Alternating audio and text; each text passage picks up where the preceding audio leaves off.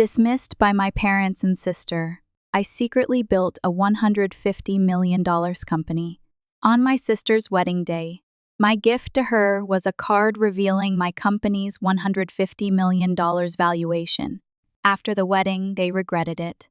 I know they're laughing behind my back. I don't need to hear them to imagine the words my mother and sister whisper to each other while sitting in their luxurious living room, holding expensive wine glasses, their lips curling in disdain. She's probably busy with another one of her crazy projects, forgetting to eat again, or worse. When will she finally accept that she's never going to succeed? Those words, though never spoken to my face, have followed me like a shadow for years.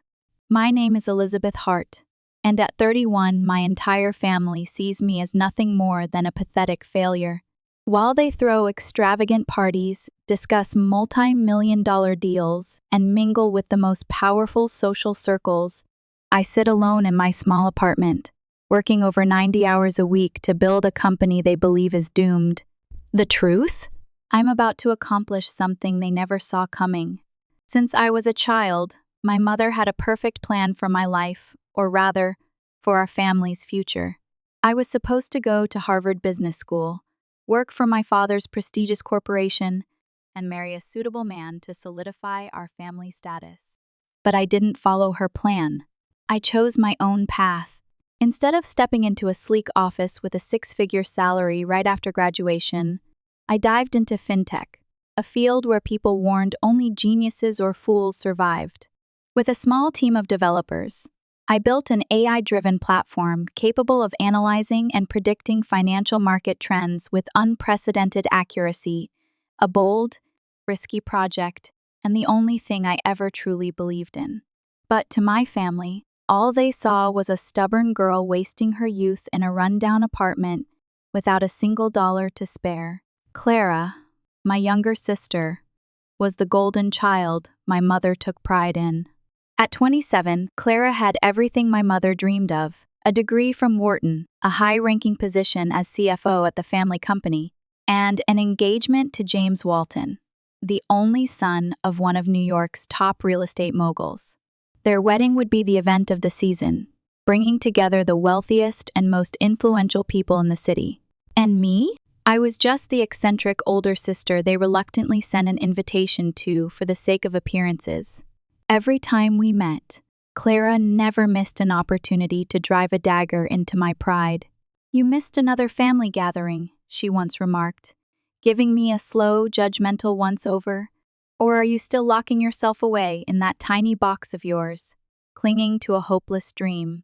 She thought I was avoiding them on purpose. The truth was, I had no need to be present at dinners where I was treated like an outsider. Last week marked the 12th family dinner I had skipped. This time, my mother sent Clara to check on me. Clara stood at my door, a brand new Chanel bag in hand, her perfectly manicured nails tapping against it as if she were mentally calculating my failures. "Elizabeth, Mom sent me to see if you're still alive," she said as she stepped inside, her eyes sweeping over my modest apartment with a look of utter disgust, as if she had just walked into the filthiest place on earth. "God, you really live like this? Well, why are you punishing yourself?" I gritted my teeth, saying nothing. Instead of answering, I turned back to my desk, where financial reports filled my screen. I had no time to explain to someone who had never worked more than 50 hours a week that success didn't always come in the form of a luxury office or a diamond ring the size of a walnut. But Clara wasn't done. "You know," she said, flipping her golden hair over her shoulder, "James just bought me a yacht. We're going to the Hamptons after the wedding. Oh, and by the way, I hope you wear something that doesn't look too cheap if you plan on attending." No one hit anyone, but her words landed like a slap across my face. I could have ended the conversation right then and there. I could have pulled out a single sheet of paper, a contract that, if Clara saw it, would wipe that smug expression off her perfect face in an instant, because I was about to become a millionaire. After 4 grueling years, the AI platform I built had secured an investment from one of the world's largest venture capital firms. We had just finalized a $50 million deal, And if everything went according to plan, my company's valuation would triple within the next 2 years. But I didn't say a word, not yet. I just looked at Clara and smiled. "Don't worry about your wedding gift," I said, taking a sip of coffee. "I have something special for you," Clara scoffed. "As long as it's not some homemade card or a messy sketch, I'll appreciate it." I looked at my sister, feeling an eerie sense of calm. They had no idea what was coming. I watched Clara walk out of my apartment, the sharp click of her heels echoing against the worn tile floor. As the door shut behind her, I remained still. My fingers tightened around the cold coffee cup. This apartment, the very thing she sneered at, was where I had sacrificed sleep, warm evenings, and even my family's recognition to build something far greater than any of them could ever imagine. I took a deep breath and turned back to my computer screen. The contract was waiting for my confirmation. This moment should have felt like a glorious victory. A $50 million deal, negotiated in secret for the past 3 months. A major financial firm had decided to acquire my AI platform, a technology they believed would revolutionize the market. I had done what no one in my family thought possible. From a so-called failure, I had become a millionaire overnight. But I didn't feel satisfied, not completely. I picked up my phone and scrolled through the unread message from my mother. "Elizabeth, just remember not to do anything attention-seeking at Clara's wedding. This is the most important day of her life. I don't want anyone talking about your differences. I let out a quiet laugh. All my life, I had been the stain on my family's perfect picture, an embarrassment my mother had to conceal. I shut off my phone and returned to the contract. With one click, everything I had worked for would become reality. Oh, but not yet. The timing wasn't right. The next day, Clara texted me again. "Mom said you're coming to the wedding. Don't wear anything cheap, and for God's sake, don't show up late like some careless fool. We have important guests, Elizabeth, and don't do anything stupid. Everyone knows you don't fit into this world." The last sentence made me pause. Don't fit into this world. I used to think that too, that I didn't belong at the lavish parties, the gatherings where people measured each other's worth by designer labels and the size of their diamond rings. But the truth was, it wasn't that I didn't belong in their world. It was that they could never comprehend the world I was building. I glanced at my desk, where a thick folder rested beside my laptop. Inside were the documents that Clara, my mother, and my father had never seen the proof of the deal in motion, the numbers that showed I had accomplished what they deemed impossible. I could send it to Clara right now, let her see that the failure she had always looked down on had soared far beyond her reach. But no, I would wait. I wanted Clara to witness the moment her world cracked, the moment she realized that everything she believed about me, about success, about herself, was wrong. I picked up my phone and typed a quick message. "Don't worry, Clara. I have something special for you." I set my phone down, feeling an odd sense of peace wash over me. They had no idea what was coming. I stood before the mirror, my fingers brushing over the smooth fabric of my form-fitting Versace dress. Every line, every detail exuded confidence and power. For the first time in years, I wasn't wearing faded jeans or an oversized hoodie. I was no longer Elizabeth Hart, the family's so-called failure. Tonight, I would walk into their world, but not as someone to be dismissed. The envelope sat inside my clutch. It wasn't heavy, yet the weight of what it contained was greater than anything I had ever carried. Proof of the $50 million deal. The result of years of relentless work unnoticed by them. Tonight, they would see the truth. Clara's wedding was an extravagant spectacle. White silk tablecloths draped across banquet tables, crystal glasses filled with champagne, chandeliers casting shimmering reflections on the priceless jewels worn by the guests. Everything was flawless, just the way Clara liked to control her life. I stepped into the banquet hall, feeling every gaze sweep over me. Some eyes held surprise, others curiosity. No one saw Elizabeth in an old sweater and ripped jeans anymore. Then I met my mother's eyes. She froze, her lips parting slightly as if she couldn't believe what she was seeing. Her gaze flickered over my dress, my heels, then settled on my face confident, devoid of any trace of the daughter she had once dismissed. Clara sat at the head table, surrounded by her closest friends and her new husband, James Walton. She saw me too, and as if by instinct, the smile on her lips froze. I walked toward the tables, picking up a champagne glass from a passing waiter, moving slowly, deliberately. Then Clara spoke. "Elizabeth," she narrowed her eyes, her voice laced with mockery and mild irritation, "you actually came. And wow, you're wearing designer." I didn't expect that. A few guests chuckled softly. I simply smiled, saying nothing. My mother cut in, her voice sharp. "Elizabeth, don't ruin Clara's special day." I lifted my champagne glass, swirling it lightly before replying calmly. "Of course not, Mother. My sister is getting married. How could I not bring a gift?" Then I placed the envelope on the table and slid it toward Clara. "Congratulations, Clara. This is my wedding gift to you." All eyes shifted to the plain white envelope. Clara scoffed, picking it up with that familiar air of condescension. Oh, don't tell me it's another one of your handmade cards. I still remember that weird painting you gave me years ago. I had to hide it so no one would see." Her friends burst into laughter. I remained silent, waiting. Clara tore open the envelope, pulling out the stack of documents inside. Her eyes skimmed the first few lines, and her smirk began to fade. Confusion crept onto her face. Then she reached the number $50 million USD, and her hands started to tremble. "Tell me this is a joke, Elizabeth." She looked up, her voice no longer arrogant, just sheer disbelief. "Is this real?" I tilted my head slightly, my expression calm. 100% real, Clara." My mother snatched the papers from Clara's hands, her eyes scanning the words rapidly before her face drained of color.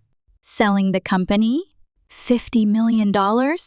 She turned to me, her voice shaking with barely restrained shock. "What the hell did you do, Elizabeth?" "The first built a company that everyone said was hopeless," I said with a slight shrug. "And then one of the biggest financial firms decided to acquire it. I guess I wasn't as useless as you thought." A suffocating silence filled the room. The guests, those who had laughed at me, those who had always believed Clara was the perfect daughter, were now witnessing a truth that had been buried for years. Clara gripped the papers tightly, her voice dry. You can't have," I smirked. "I can't have succeeded? Can't have more money than James's family? Can't have accomplished this on my own?" I held her gaze, my voice steady yet cutting. "And yet, here I am." No one spoke. Then I continued. "But this is just the beginning. My technology will keep evolving. The company's valuation is expected to surpass $150 million in the next 2 years. And when that happens," I took a slow sip of my champagne, savoring the moment. "I won't just be the most successful person in this room. I'll be the most successful person in this family." I don't know who was the first to take a sharp breath, but I heard it clearly. Clara sank into her chair, her gaze vacant. She had never imagined that the sister she had always looked down on would be the one to make her feel small. My mother, my father, all of them were in utter disbelief. They had thought I would never break free from the limits they had placed on me. But today, I shattered them all. After the wedding, everything changed. No more pitying glances when I walked into a room. No more mocking smirks from relatives when my name was mentioned at family gatherings. The name Elizabeth Hart was no longer tied to failure. Instead, it came with curiosity, respectful handshakes, and sweet yet calculated congratulations. My company, the one my family once dismissed as a joke, was now at the center of the financial world. News of the $50 million deal spread across major financial publications, and CEOs who had once rejected me were now eager to collaborate. And Clara? She hated every second of it. 3 weeks after the wedding, I sat in my new office, an upscale apartment on the 45th floor, with a sweeping view of the city.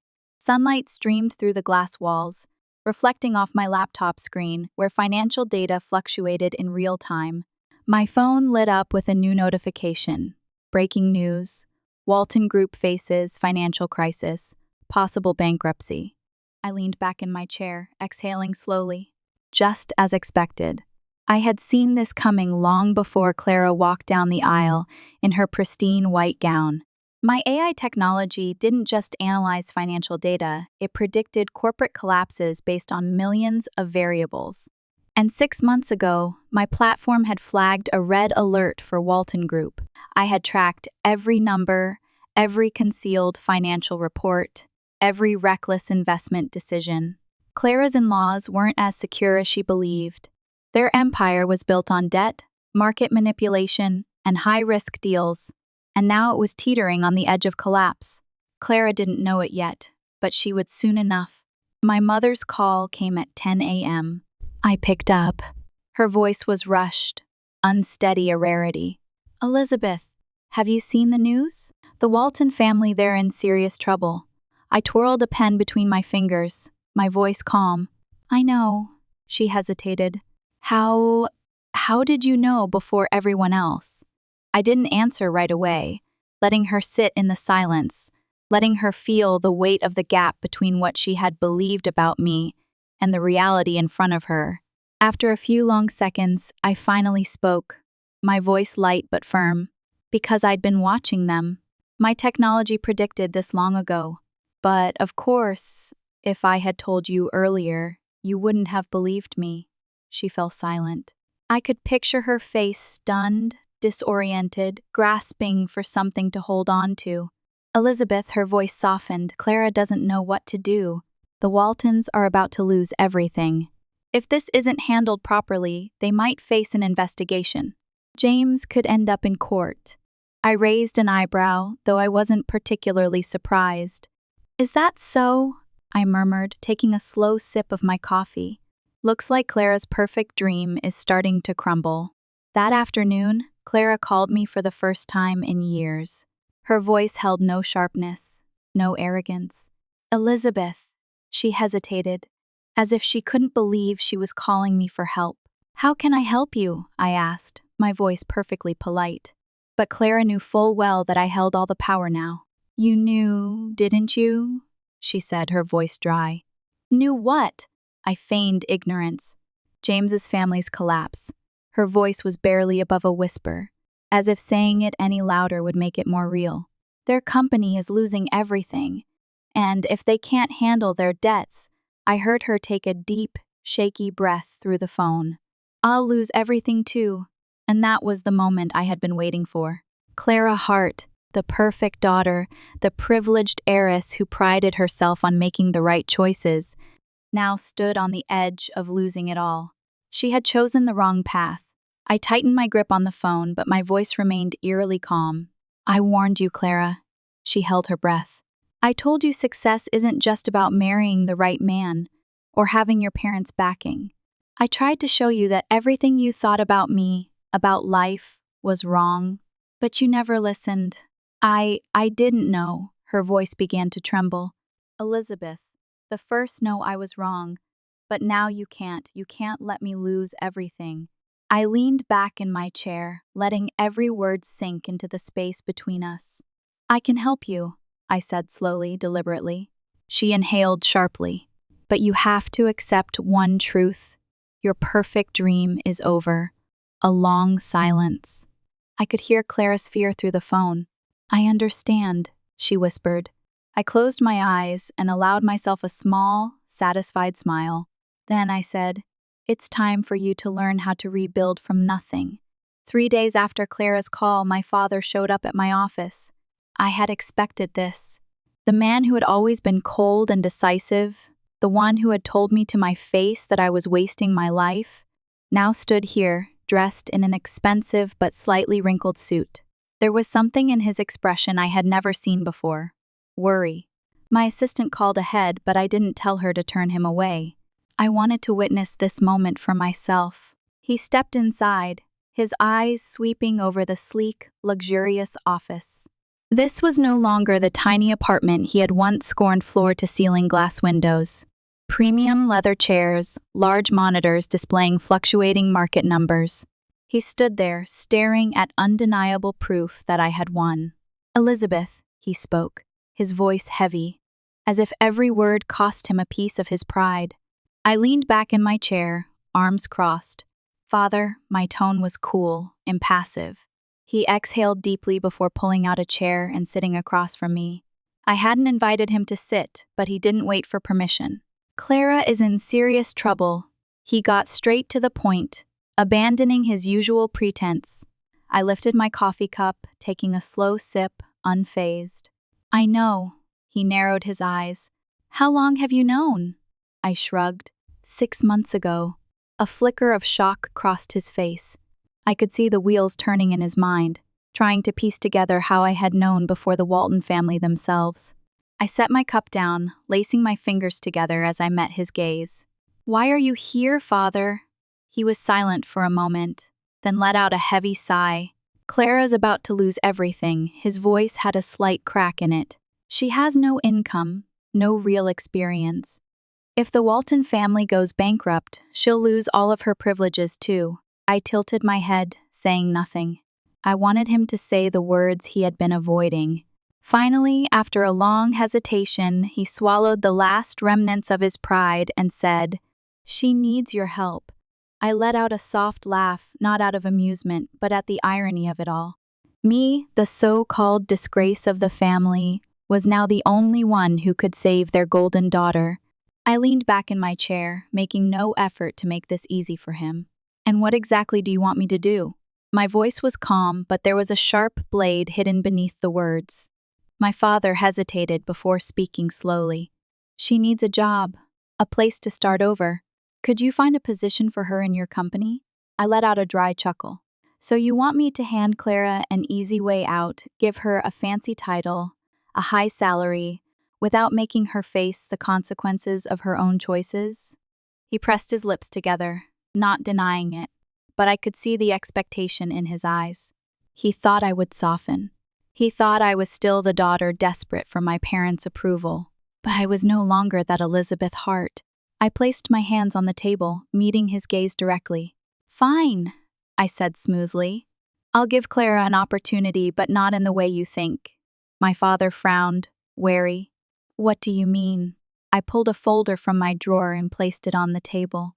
"Clara can work at my company, but she'll start from the bottom at an entry-level salary, just like any new hire." He froze, as if he couldn't believe what he had just heard. I continued, "No special treatment, no private office, no favors. She will write reports, analyze data, and actually learn how to work instead of relying on family connections." I paused briefly before delivering the final blow. "However, there is one important condition." His grip tightened on the armrest. "What is it?"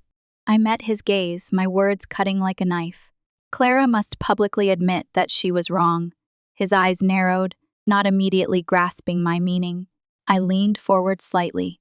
"She has to stand in front of the whole family, in front of everyone who's ever heard her belittle me, and acknowledge that she misjudged me, this company, and what true success actually means." My father fell silent. I could see the internal battle raging within him. He wanted to help Clara, but my condition meant forcing her to swallow the pride that my mother had nurtured in her for years. "And if she refuses?" he asked, his voice lower now. I shrugged. "Then she can figure out how to survive just like I did." The air in the room thickened. At last, my father stood up, studying me for a long moment, and in his eyes, I saw something unfamiliar. Recognition. "You really have changed," he said, his voice rough. I smiled, but there was no emotion behind it. "No, Father. I've always been this way. You just never saw it." He didn't argue. After a brief hesitation, he picked up the folder from the table and walked out of the room. I watched his retreating figure, completely unfazed. Now the choice was Clara's. She could either swallow her pride and learn how to truly work, or watch her perfect dream collapse entirely. 3 days after my father left my office, Clara showed up. I had expected her to come, but I hadn't expected her to look like this.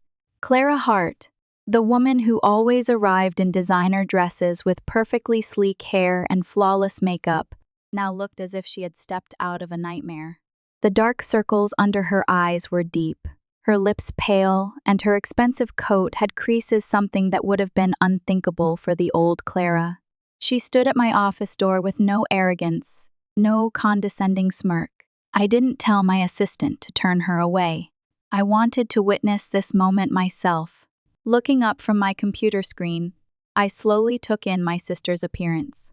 "I take it you've made your decision," I said calmly. Clara swallowed hard before stepping inside and closing the door behind her. She stood there for a few seconds, hesitating before finally speaking. "I'll work here." Her voice was so quiet that if I hadn't been paying attention, I might not have heard it. I nodded, unsurprised. "Good." I slid a folder across the desk. "You can start tomorrow."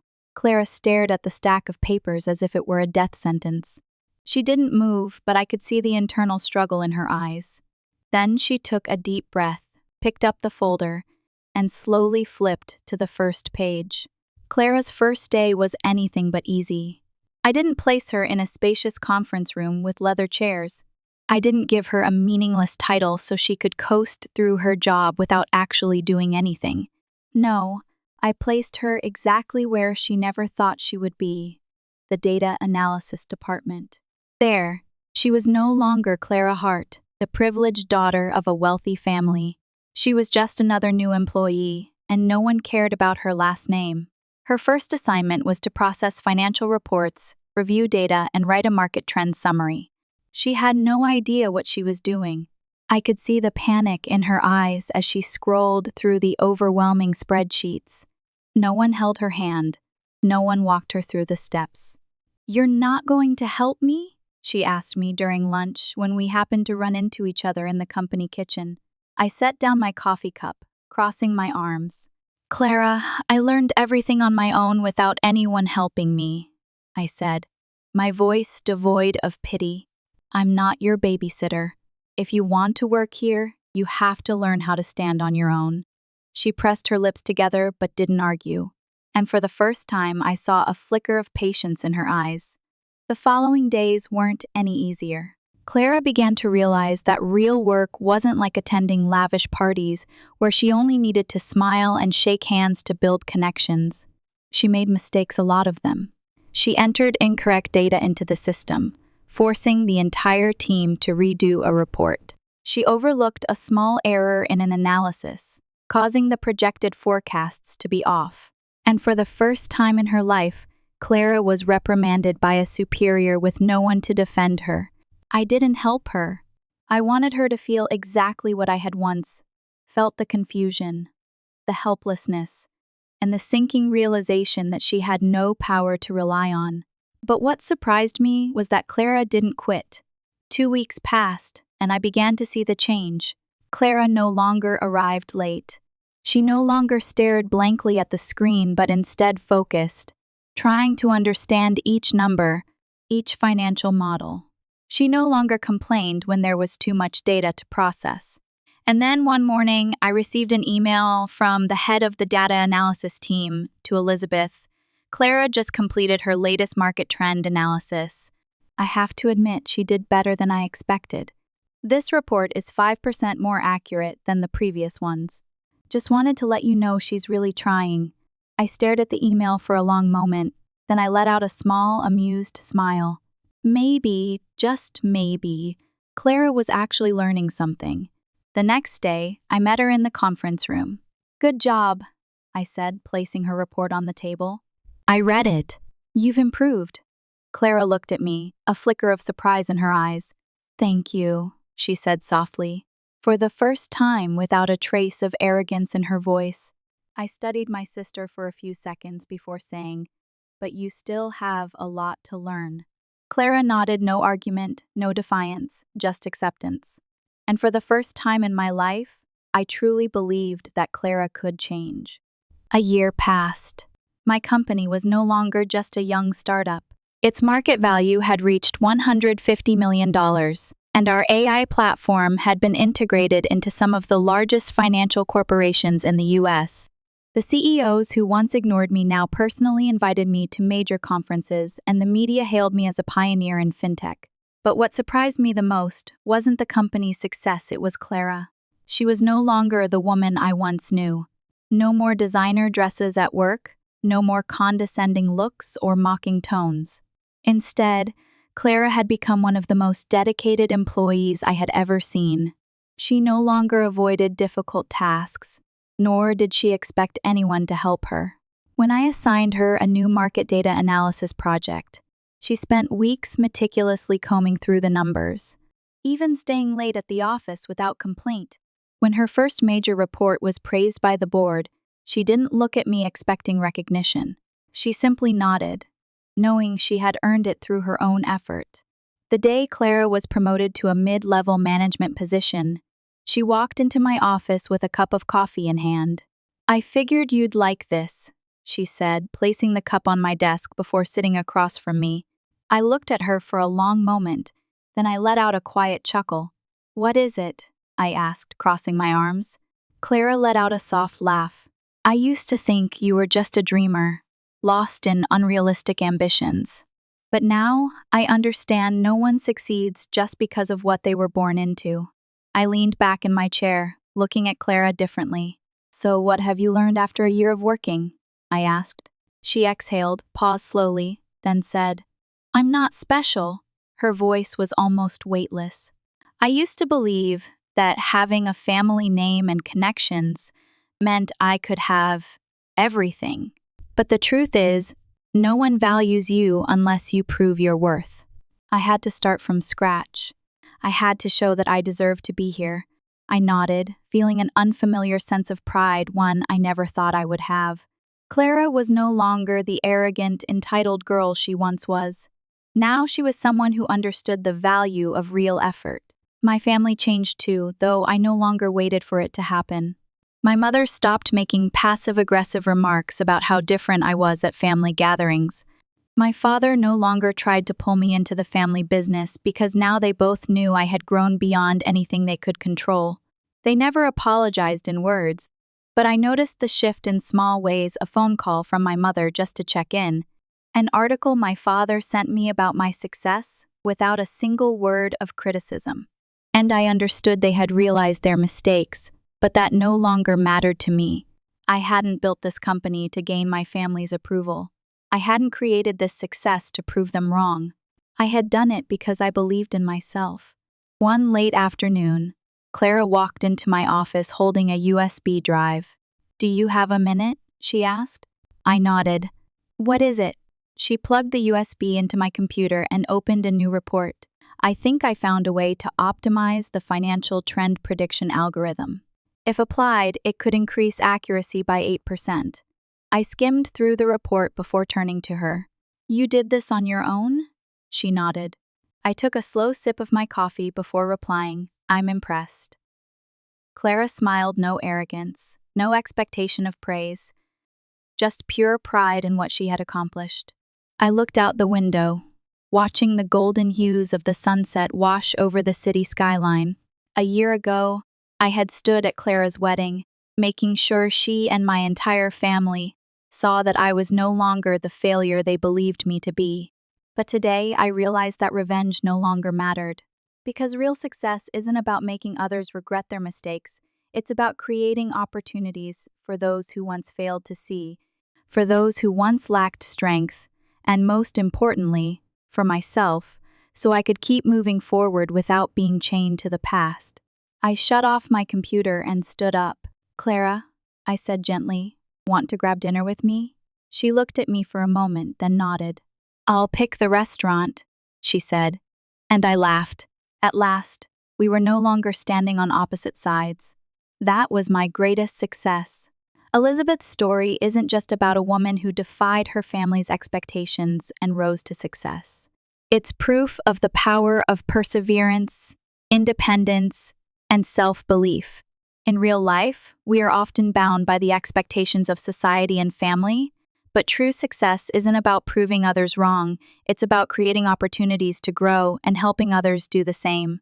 When we are strong enough to walk our own path, we don't need validation, because our achievements speak for themselves.